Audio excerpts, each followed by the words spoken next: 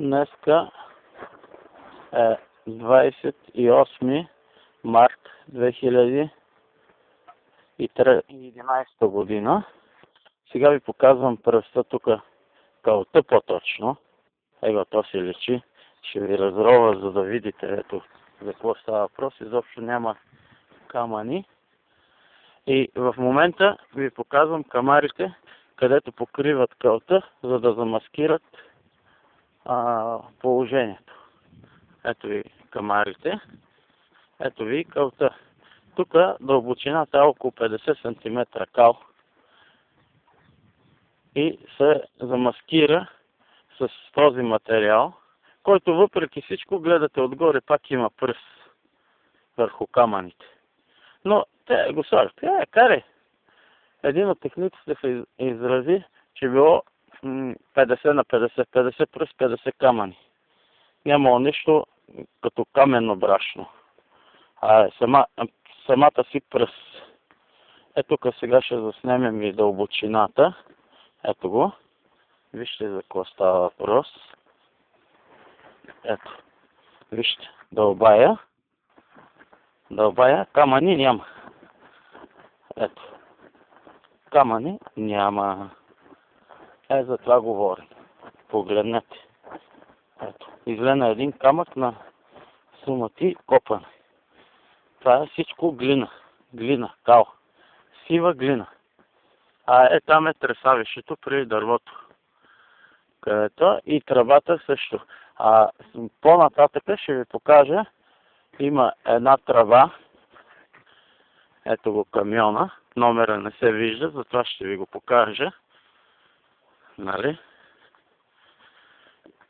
Карам в момента материал, който е отсъщия с пръста, който ви снимам отсреща.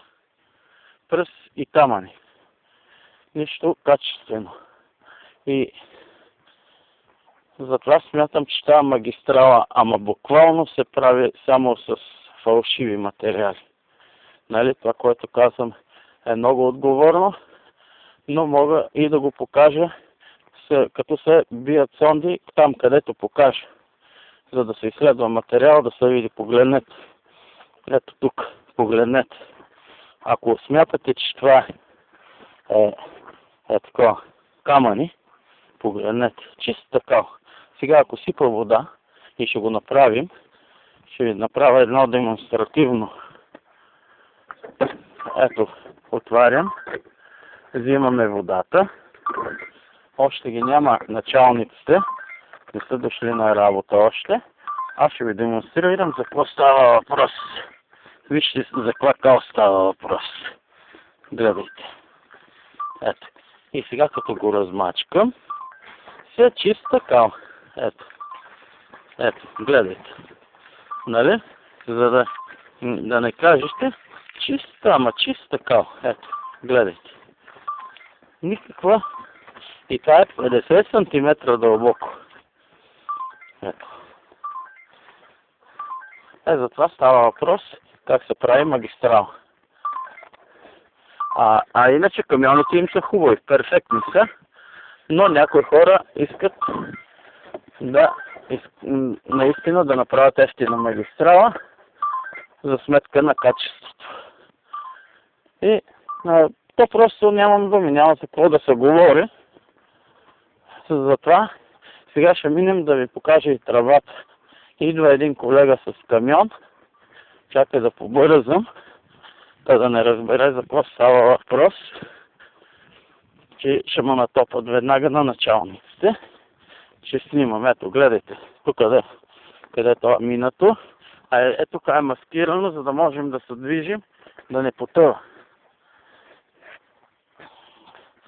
Изглежда, трябва да се откажа. Там долу, където са колите, е смачка на тръбата и в момента е разкопано. Защото трябва да се поправи тръбата. Тя още не е сложена и е смачкана, после ще ви покажа.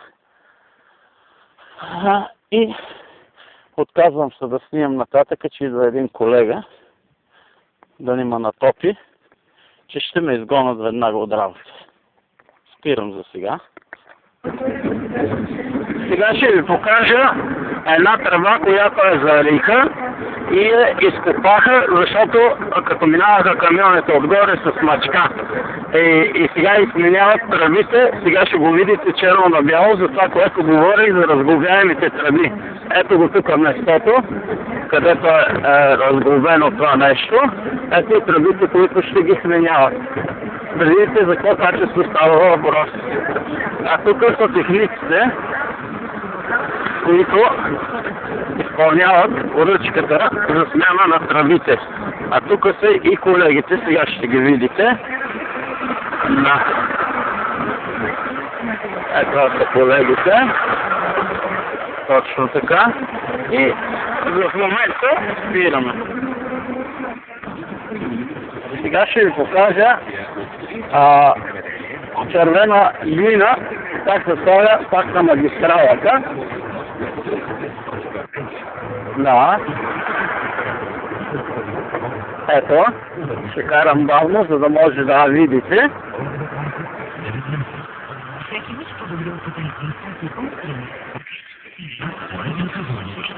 Предвещава още недостатък опит, но следвам стартин, който да харесва възможността. Твоето самочувствие е приоритет за нас. Опитайте. Червена глина.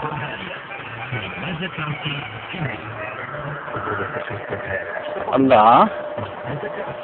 Това е глината. Искам да наема много хора, а нямам свободна пари за това. Откъде да направя? Система развитие по оперативна програма развитие на